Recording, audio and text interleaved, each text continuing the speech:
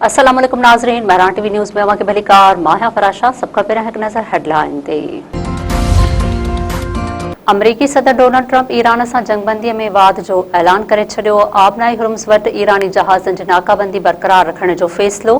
Trump चयो आहे त वज़ीर आज़म शहबाज शरीफ़ ऐं फील्ड मार्शल जी दरख़्वास्त ते हमला रोकिया आहिनि।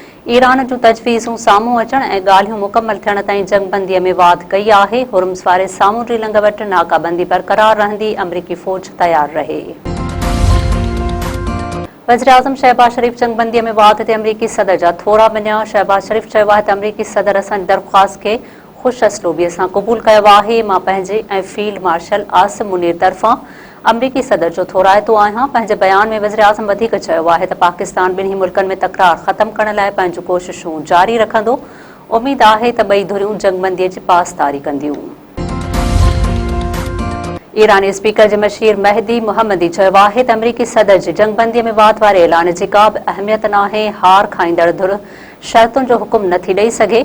सामूंडी लंघ जे नाकाबंदीअ जो तसलसल बमबारीअ खां मुख़्तलिफ़ नाहे। अमरीकी सदर जे बयान ते रद्दअमल ॾींदे ईरानी स्पीकर जे मशीर वधीक चयो आहे त ट्रंप तरफ़ां जंगबंदीअ में वाद जो ऐलान सरप्राइज़ हमले लाइ वक़्तु वठणु आहे। सामूंडी नाकाबंदीअ जो जवाबु फ़ौजी कार्रवाईअ सां ॾियणु घुरिजे।